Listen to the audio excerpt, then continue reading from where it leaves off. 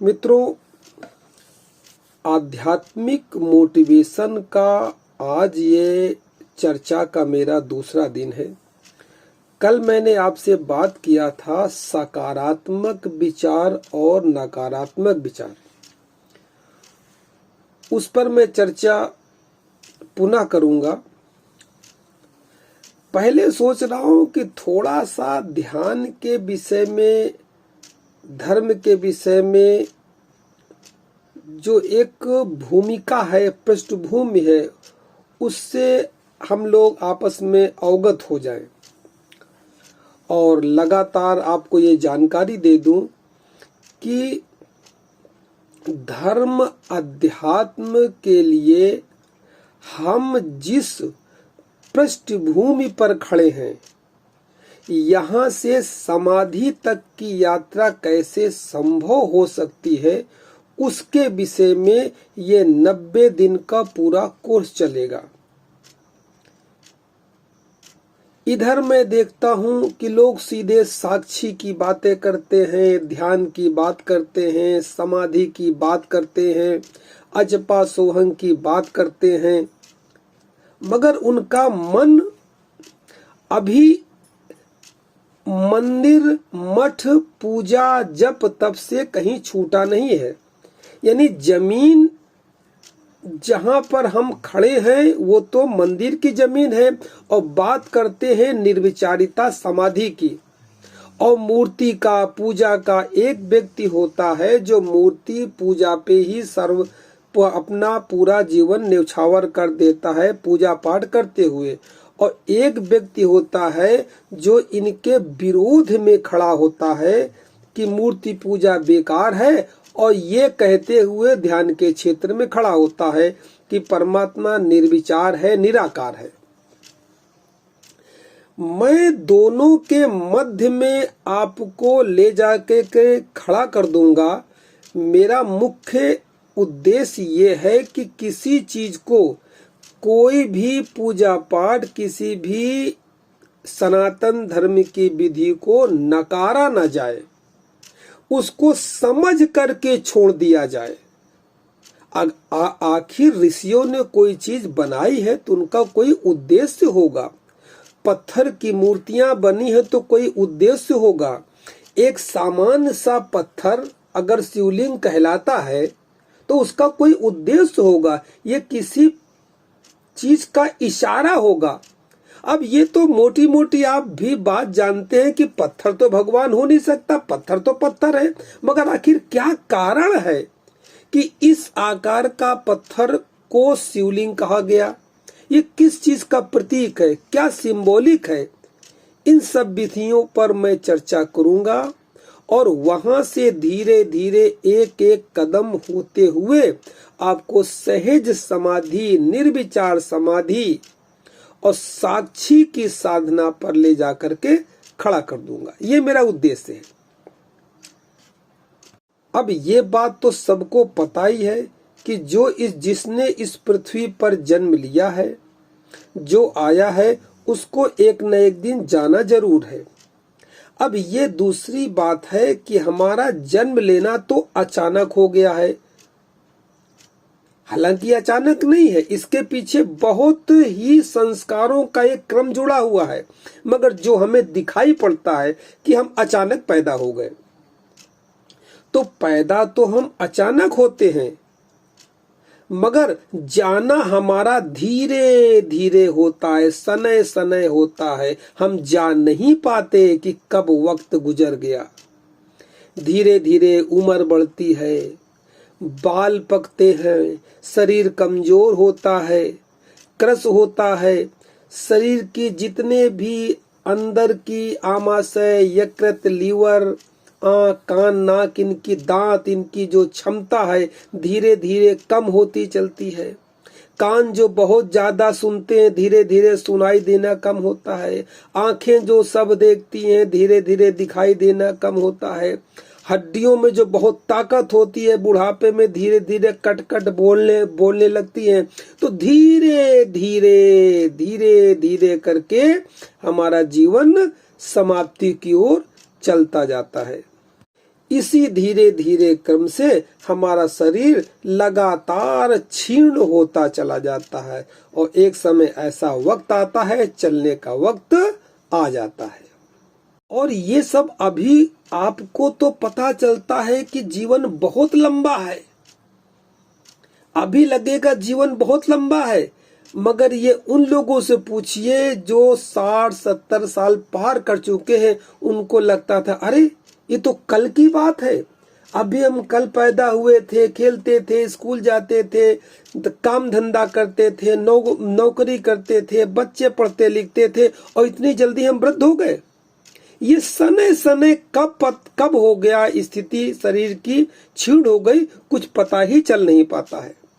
अब यहाँ संसार रूपी जीवन में सब कुछ है, यहाँ जीवन है, सुख है, ऐश्वर्य है, आनंद है, मस्ती है, शांति है, रहस्य है, चमत्कार है, सुकून है, संतुष्टि है, सकारात्मक विचार भी हैं, भोग भी है, इसके साथ लोभ भी है, त्याग भी है, स्वास्थ्य अगर है तो इसके साथ रोग भी है, मित्रता है तो इसके साथ ही शत्रुता भी है, अगर शांति है तो इसके साथ तनाव और डिप्रेशन भी है, अशांति भी है, बेचैनी भी है, उलझन भी है, उदासीनता भी है और नकारात्मकता भी है।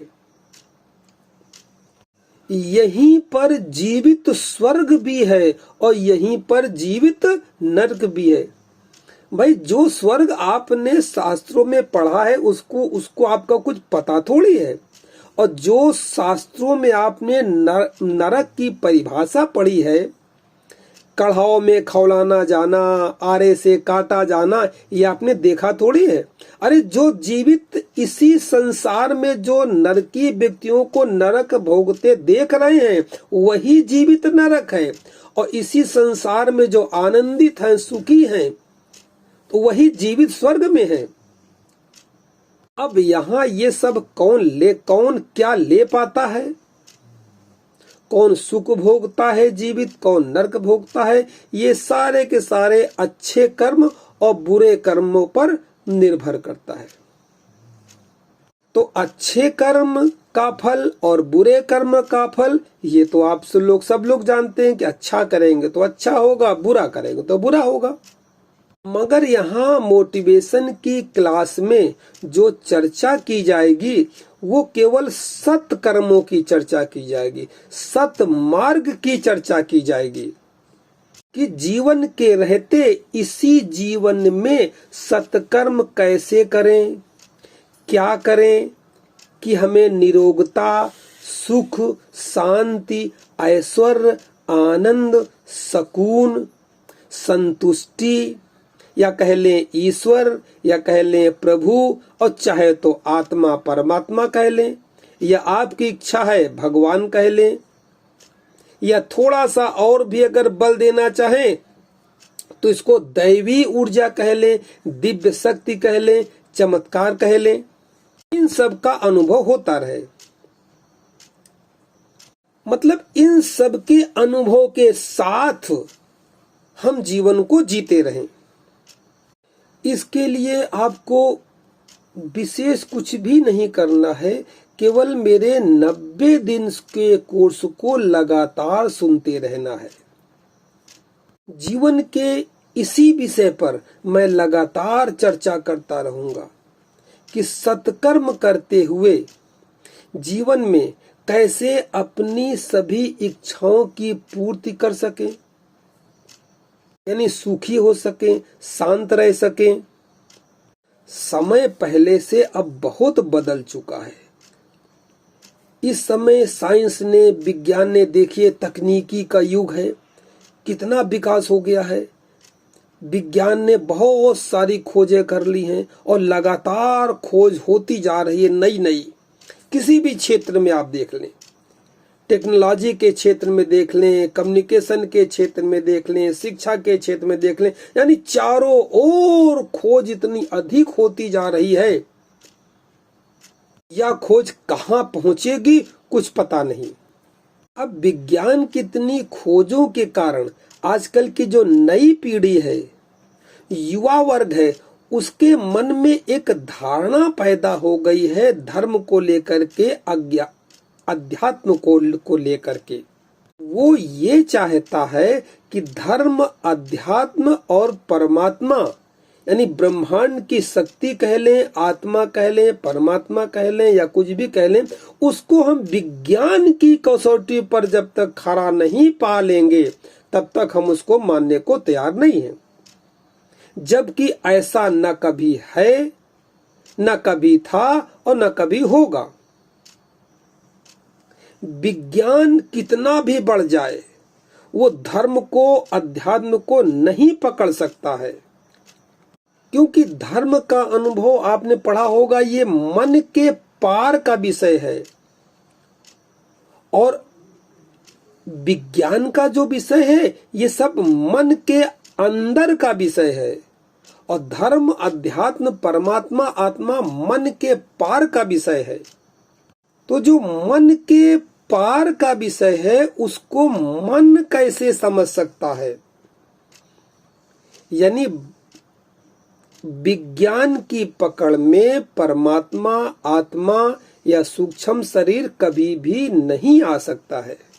एक बात और याद रखिए कि जिस ध्यान की अवस्था को, अध्यात्म की अवस्था को विज्ञान यदि मशीनों के द्वारा सिद्ध कर देगा, कभी भी, आज नहीं आने वाले भविष्य में भी कभी भी अगर उसने सिद्ध कर दिया तो वह धर्म और अध्यात्म नहीं है। वह कहीं न कहीं जरूर धर्म अध्यात्म के नाम पर कोई न कोई चालबाजी या कोई न कोई पाखंड चल रहा होगा। इसी विषय पर मैं आपको एक बात याद दिला दूं, आइंस्टीन की। आइंस्टीन बहुत बड़ा वैज्ञानिक था, उसने बहुत सारी खोजें की अपने जीवन में, मगर खोजों के करने के बाद जब वो वृद्ध हो गया तो वृद्ध होने के बाद जब लोगों ने आइंस्टीन से पूछा कि आपने इतनी विज्ञान के अंदर खोजें की, अब बुढ़ापे में आप, इस आयु में आप क्या कर रहे हैं, तो आइंस्टीन का वक्तव्य था कि अब इस आइंस्टीन के अंदर मैं उस आइंस्टीन को ढूंढ रहा हूं जिसने इतनी सारी खोजें की, क्योंकि मैं जो आइंस्टीन हूं, मुझे जहां तक लगता है, जहां तक मेरी बुद्धि जाती है, मुझे नहीं समझ में आया कि मैं हूं, मैं इतनी खोजें कर सकता हूं। इस आइंस्टीन के भीतर कोई आइंस्टीन जरूर है जिसने इतनी खोजें की, और अब अपने बुढ़ापे में मैं उसी आइंस्टीन को खोज रहा हूं। तो परोक्ष रूप से उसका कहने का मतलब यही था कि हर इंसान के भीतर परमात्मा विराजमान है, सारी की सारी खोजें उसी के द्वारा होती हैं।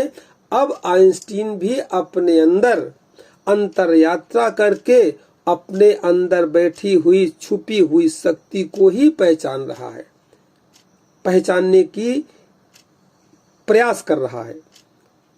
अब कुछ वक्त ऐसा चल रहा है कि धर्म और अध्यात्म के विषय में जो हमारी प्राचीन रूढ़िवादी विचारधारा है उसको कैसे बदला जाए, क्योंकि लोगों की यही सोच है ना कि ये पूजा है, पाठ है, जप है, तप है, मंदिर है, आश्रम है, सारा का सारा बुढ़ापे का काम है। जब शरीर बेकार हो जाएगा, बुढ़ापा आ जाएगा तो माला लेकर के राम राम राम राम जपना शुरू कर देंगे, जिंदगी पार हो जाएगी, स्वर्ग पहुंच जाएंगे। जबकि ऐसा है नहीं। यह सब केवल श्रद्धा और विश्वास पर ही निर्भर नहीं करता है। यह मनुष्य शरीर के भीतर का एक विज्ञान है। अगर आप इसको इस तरीके समझें तो मैं इसको 3 भागों में बांट सकता हूँ। यानी जो धर्म जो है, अध्यात्म जो है, इसको मैं 3 भागों में बांट करके आपसे चर्चा करूंगा। पहली बात तो ये शरीर का विज्ञान है। ये शरीर के अंदर 3 चीजें हैं। पहला तो शरीर का विज्ञान है जिसके अंदर जवानी है, इसमें शरीर है, मन है, शरीर का स्वास्थ्य है, मन का स्वास्थ्य है, और दूसरा इसके अंदर है सूक्ष्म शरीर है, और इसकी भी आवश्यकता जवानी में ही पड़ती है। इसमें मनुष्य के अंदर जो सोई हुई शक्ति है, जिसे सरपेंट पावर या कुंडलनी शक्ति कहते हैं, को जगाने का विषय है, और ये सूक्ष्म शरीर के अंदर विद्यमान है, और ये जवानी में ही संभव हो सकती है, बुढ़ापे में नहीं। और इसी के द्वारा धीरे धीरे जागृत करने से अतीन्द्रिय ज्ञान पैदा होने लगता है, अदृश्य की शक्ति का अनुभव होने लगता है, आत्मबल बढ़ने लगता है, भय दूर होने लगता है। आजकल आप लोगों ने देखा होगा, मोबाइल, कंप्यूटर, नेटवर्किंग, इसका सब जमाना है। और आजकल के बच्चे कर क्या रहे हैं? कोई बीटेक कर रहा है, एमटेक कर रहा है, बीबीए कर रहा है, एमसीए कर रहा है, सीटेक कर रहा है, एसएससी की तैयारी कर रहा है, यूपीएससी की तैयारी कर रहा है, मेडिकल की तैयारी कर रहा है, ये मार्केटिंग की तैयारी कर रहा है, कंप्यूटर की नेटवर्किंग कर रहा है।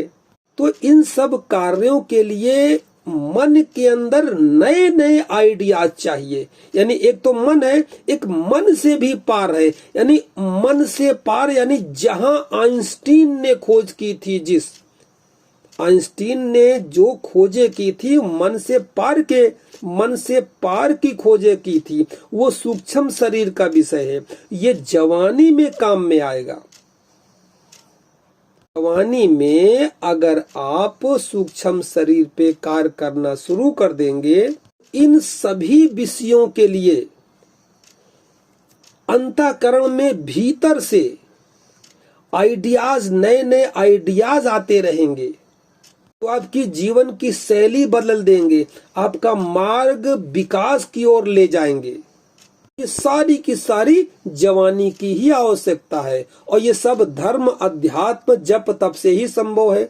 अब कहाँ इसमें आ गया कि बुढ़ापे में करेंगे? अरे शक्ति तो अभी चाहिए, नेटवर्किंग अभी करनी है, बिजनेस अभी बढ़ाना है, बुद्धि यानी प्रखर बुद्धि अभी चाहिए। अब इसके बाद आता है कारण शरीर का विज्ञान। एक हो गया स्थूल शरीर, फिर हो गया सूक्ष्म शरीर, अब आता है कारण शरीर का विज्ञान। हाँ, इसके तब तक बुढ़ापा आ जाएगा, आप ये करते रहेंगे तब तक बुढ़ापा आ जाएगा, और कारण शरीर के अंदर आप काम करना शुरू कर देंगे। इसके अंतर्गत अगर आपको शांति कैसे मिलेगी, आनंद कैसे मिलेगा, मोक्ष क्या होता है, निर्वाण का अनुभव क्या होता है, कैवल्य पद क्या होता है, निर्विचार समाधि क्या होता है, पारलौकिक ज्ञान क्या होता है, ये सारे के सारे आ जाते हैं। ये है बुढ़ापे के विषय। इसी विचारधारा को लेकर के, इसी चिंतना को लेकर के मैंने एक विचार किया है कि एक मोटिवेशन का कोर्स बनाया जाए। तो मैंने 90 दिन का मोटिवेशन का एक कोर्स तैयार किया है। अर्थात मेरे ज्ञान का जो पूरे ज्ञान को जो मैंने बांटा है, उस ज्ञान को मैं प्रयास करूंगा कि 90 दिन के अंतर्गत आपको सारा का सारा मैं बता दूं जो मेरे पास है। इसके अंदर का धर्म शास्त्र हुए, सनातन धर्म की पूजा की विधियां हुई, ध्यान साधना के सिद्धांत हुए, नियमावली हुई, प्रतीक शास्त्र हुए, सारा का सारा इस 90 दिन के अंतर्गत आ जाएगा। अब फिर क्या बचेगा? जब आप इसको समझ लेंगे पूरी तरह, फिर केवल प्रयोग करना आपके लिए रह जाएगा। तो जीवन भर प्रयोग करते रहिएगा। अब जिन मित्रों की इस क्षेत्र में रुचि है, ध्यान साधना में, सम्मोहन विज्ञान में, सहज समाधि में, कुंडलिनी जागरण में, अलौकिक पारलौकिक ज्ञान में, या मेस्मरिज्म की क्षमता में, या कुछ अलौकिक दर्शन में, जिनकी रुचि है, अगर वो पूरी क्लास ज्वाइन करना चाहते हैं तो मैं लगातार इसका इस विषय पे लिखता रहूंगा, बोलता रहूंगा। तो आप ऐसा करें कि मेरे चैनल को पहले बात तो सब्सक्राइब कर दें, ताकि जैसे ही मैं इसमें कोई वीडियो डालूं तो नियम के अनुसार आपको पहले सूचना मिल जाए, क्योंकि यह एक क्रम से चलेगा, सिस्टम से। यानी ABCD से मैं धर्म के जगत को प्रारंभ करूंगा, यानी मूर्ति पूजा, धूप बत्ती अगरबत्ती मूर्ति पूजा से प्रारंभ करूंगा, और एक सिस्टम से होते हुए हर विधियों को समझते हुए इनको किसी भी चीज को नकारूंगा नहीं, किसी का विरोध नहीं करूंगा, सबको शास्त्रों का प्रमाण देते हुए, समझाते हुए, बड़े आराम से योग मार्ग के द्वारा ले जाकर के सहज समाधि की विधियों पर जाके आपको छोड़ दूंगा। फिर आप उसका जीवन भर अभ्यास करते रहें, जुड़े रहें और अपना अनुभव करते रहें। इसीलिए चैनल को सब्सक्राइब करने का ये लाभ होगा कि जैसे ही मेरी वीडियो डाली जाएगी नोटिफिकेशन आपके पास आ जाएगी, तो अगला पाठ आप पढ़ लेंगे, अगला पाठ आप सुन लेंगे। अब आज काफी समय हो गया है, अब कल की चर्चा के लिए छोड़ देते हैं, कल फिर प्रारंभ करते हैं।